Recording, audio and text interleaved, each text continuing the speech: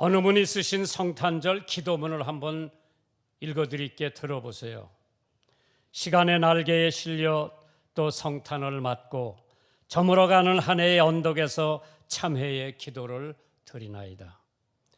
없는 것만 저울질하며 불만에 찼던 가난한 마음과 부끄러움과 시기로 얼룩진 가련한 생각과 욕심껏 뛰었던 못된 발걸음을 용서해 주옵소서. 나만을 위하던 부끄러운 동기와 나만을 자랑하던 하잘것없는 위선과 모래 위에 세웠던 상갓집들을 허물어 주옵소서. 표현도 못해보고 사그라진 사랑, 짊어지지 않고 바라다 보기만 한 십자가와 지키지 못한 약속을 용서해 주옵소서. 거짓과 중상을 담았던 지옥 같은 혀와 정욕과 증오로 일그러진 눈과 베풀지 못한 손과 방종한 목구멍을 불살라 주옵소서. 새해 새로 주시는 시간에는 남의 흉한 모습을 보지 않게 하시며 하나님이 만드신 조화와 아름다움을 보게 하옵소서. 만족하게 살고 감사함으로 세월을 수놓고 주는 기쁨과 얼싸안는 행복을 누리게 하옵소서.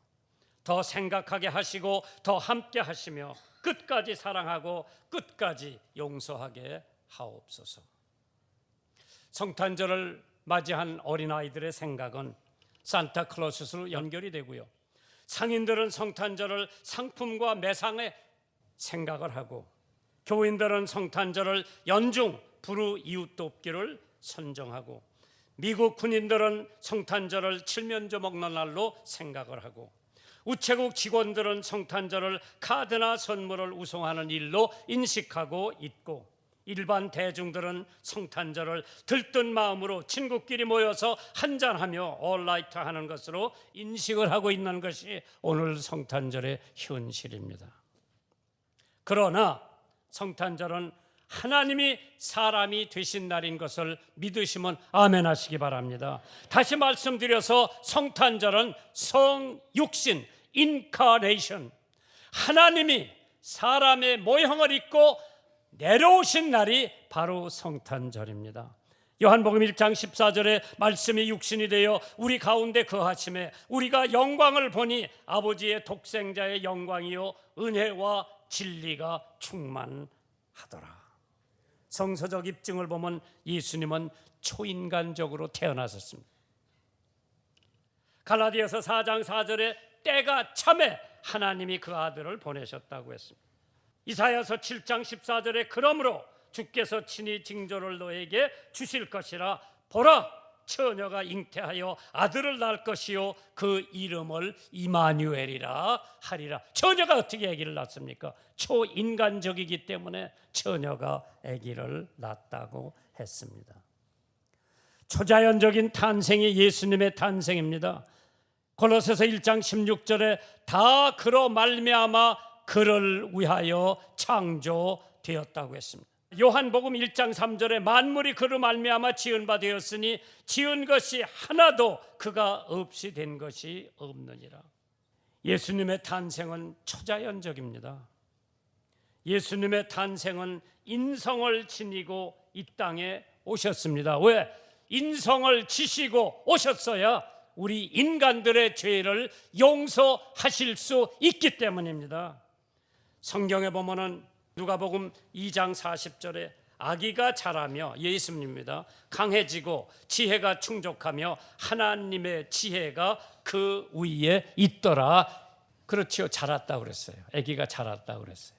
그래서 소년이 되고 청년이 되고 장년이 되고 33년 만에 십자가를 지실 수 있는 위대한 하나님께서는 인성을 입고 오셨기 때문에 십자가에 피 흘려 돌아가심으로써 여러분의 죄와 나의 죄를 담당하실 수 있는 줄 믿으시면 아멘 하시기 바랍니다.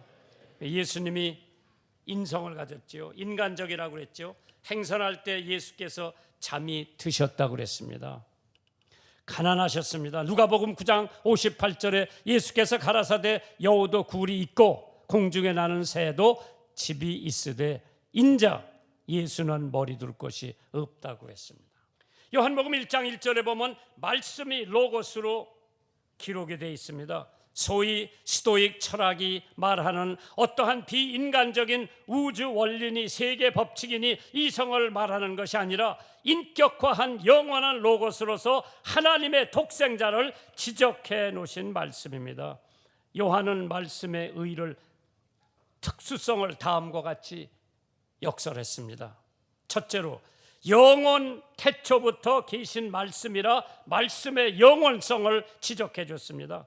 하나님과 함께 계신 말씀이니 말씀의 인격을 말씀해 주셨습니다. 곧 말씀이 하나님이라 했으니 말씀의 신성을 의미해 주었고, 만물의 창조주로 말씀이었기 때문에 말씀의 창조성을 강조했고, 생명과 빛으로의 말씀의 광명성을 말씀했습니다. 그렇기 때문에 빌립보서 2장 6절에 그는 근본의 하나님이라고 그랬죠. 하나님과 동등됨을 취할 것으로 여기지 아니하시고 오히려 자기를 비어 종의 형체를 가져 사람들과 같이 되었다고 했습니다. 그 사람이 된 예수가 십자가에 피 흘려 돌아가심으로 저 같은 죄인이 죄를 용서받을 수 있는 줄 믿으시기 바랍니다. 참 성탄절이 어떠한 절이냐?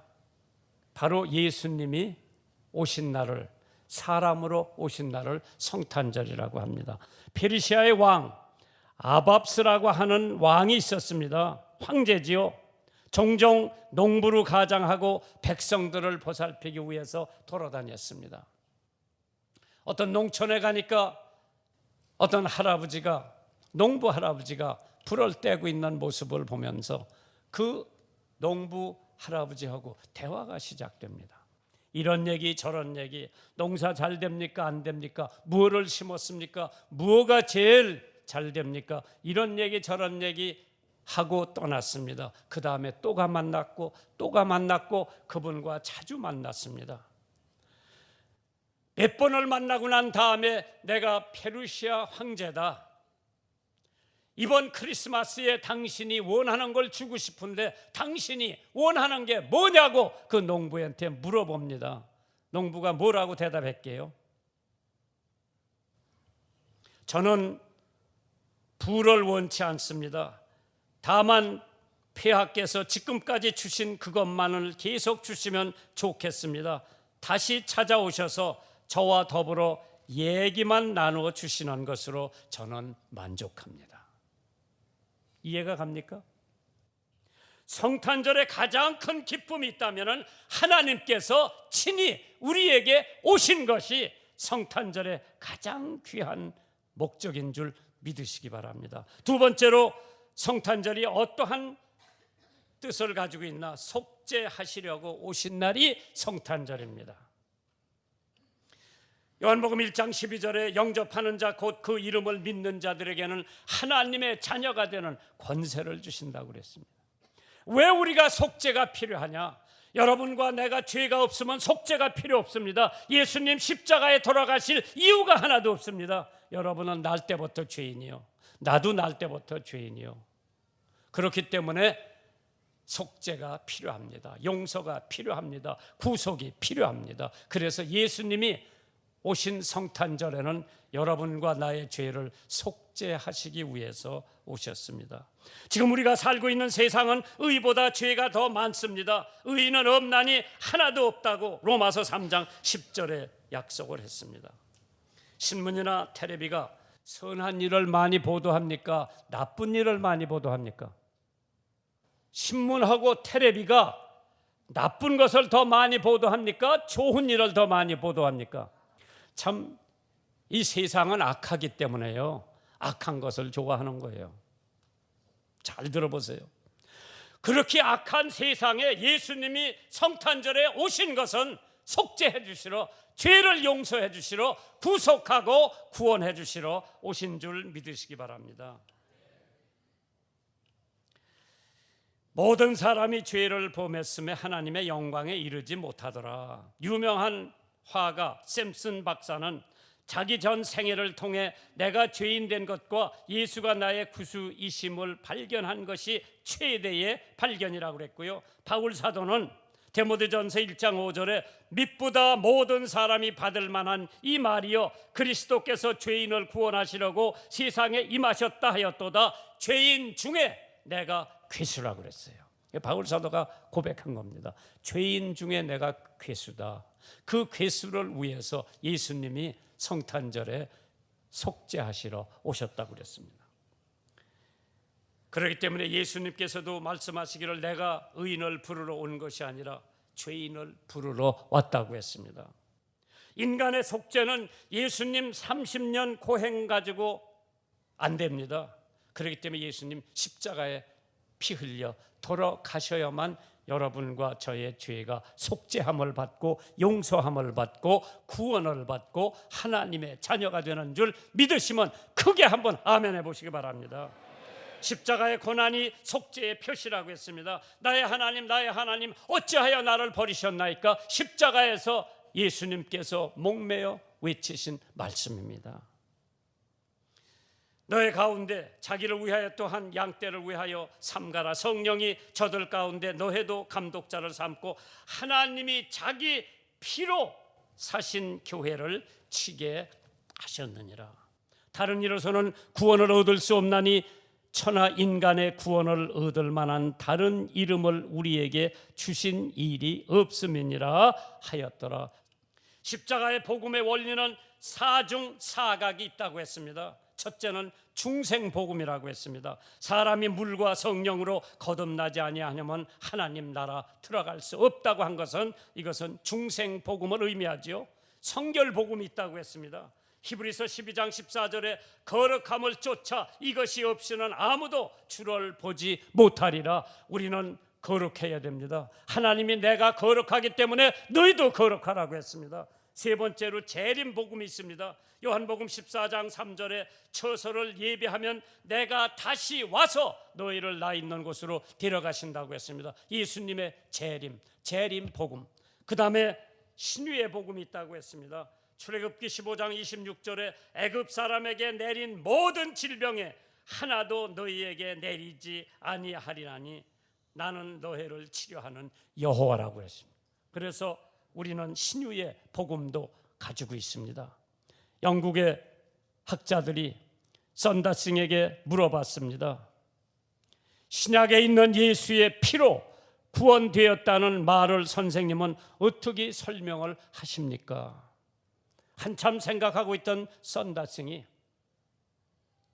아들 하나가 산길을 가다가 낭떠러지게 떨어져가지고 출혈을 엄청 많이 했는데 사람들이 발견하고 응급실에 데려갔습니다. 의사가 진찰을 합니다.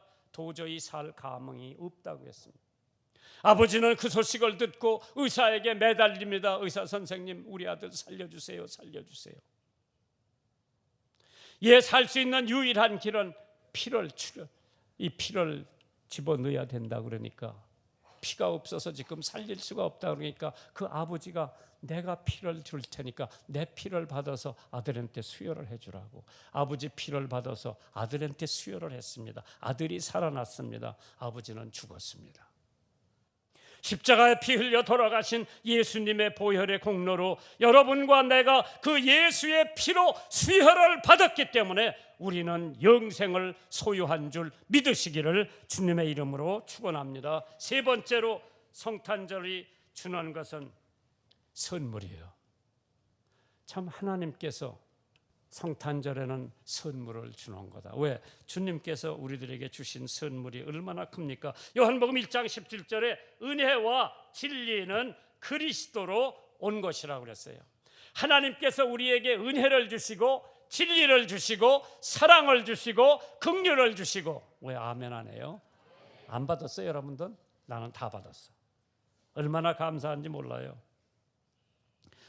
가난했던 부부가 서로 크리스마스를 맞이해가지고 선물을 주려고 그랬지. 이게 마크 트윈, 이 미국의 유명한 극작가지요.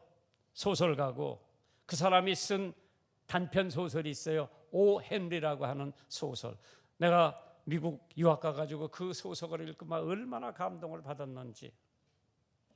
크리스마스 때 다가옵니다. 이제 부부가 참 가난하게 사는데 그래도 크리스마스 날 선물을 주려고 서로 깊이 생각해보고 기도해보고 하나님이 생각한 게 우리 남편이 대대로 할아버지 때부터 받아 내려온 시계가 있어. 주머니에 넣는 시계. 옛날에는, 지금은 다 여기다 타고 다니는데 옛날에는 여기다 다 시계 주머니에다 넣고 다녔어요. 그런데 그 줄이 형편없어서 그 시계, 금시계 줄을 하나 사줘야 되겠다. 아내가 생각했는데 돈이 없으니까 자기 오래 기른 긴 머리를 잘라서 그걸 팔아서 금시계 줄을 샀어요. 남편도 내 사랑하는 아내에게 선물을 사줘야지. 뭘 사줄까? 그 긴 머리를 맨날 빗는 거를 봤거든. 그런데 그 빗이 다 망가진 거예요. 그래서 제일 좋은 금메끼를 입은 빗을 하나 사줘야지. 그래가지고 자기 차고 있던 시계를 갖다 팔고, 대대로 물려받은 시계예요. 그걸 갖다 팔고 그 돈을 가지고 마누라가 좋아할 금메끼 입힌 좋은 빗을 하나 사가지고 포장해가지고 크리스마스 날 선물을 교환합니다. 한번 생각해 보세요. 크리스마스 추리 반짝반짝하고 벽난로에서 장작 타는 소리 나고요. 은은하게 들려오는 고요 한반 거룹 한반 크리스마스 노래 나오고, 그래 서로 교환하고 뜯어서 보기 시작합니다. 부인 거 먼저 뜯어봤죠. 그런데 아주 이쁜 빗이요. 참 좋은 선물 받았다고 좋아하는 거예요. 그러나 자기 머리를 다 잘라버렸잖아. 그러나 머리는 또 자라겠지. 그 다음에 남편이 자기 거 뜯어보는 거예요.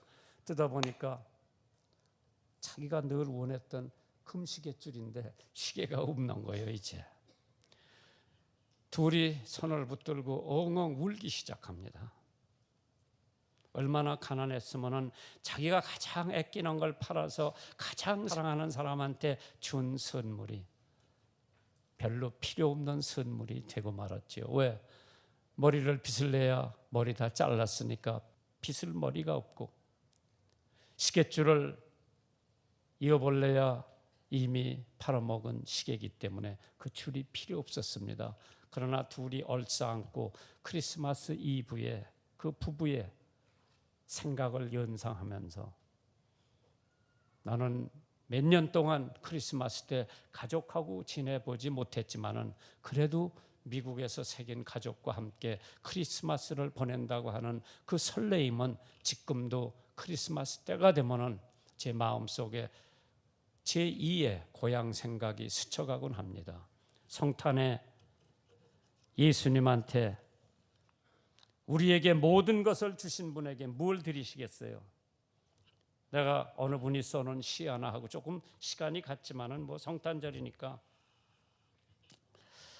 아기 예수여 기도입니다. 14시간 싸우는 채소의 가게 주인에도, 먼지 속에서 재봉틀을 밟는 안악 레게에도, 저물도록 비늘을 벗기는 생선 가게 집주인에게도, 빨래처럼 늘어진 세탁소 주인에게도 희망의 성탄종을 울려 주옵소서. 아기 예수여 아파트에 갇혀 고향 그리는 노인에게도, 눈먼 부모에게 버림받은 어린 것들에게도, 닻을 잃은 고독한 젊은이에게도, 짝을 잃은 한숨의 나그네에게도 평화의 성탄종을 울려 주옵소서. 아기 예수여 몸도 아프고 마음도 지친 병실에도, 시간에 몰리고 있는 실직자에게도, 강도에게 흔히 빼앗긴 사람에게도, 사업에 실패한 그 빈 방에도 축복의 성탄종을 울려 주옵소서. 아기 예수여 잘못을 저질러 고민하는 자에게도, 불화의 틈이 생긴 부부들에게도, 등을 대고 입을 다문 친구 사이에도, 무엇인가로부터 도망하고 있는 자에게도 새 출발의 성탄종을 울려 주옵소서.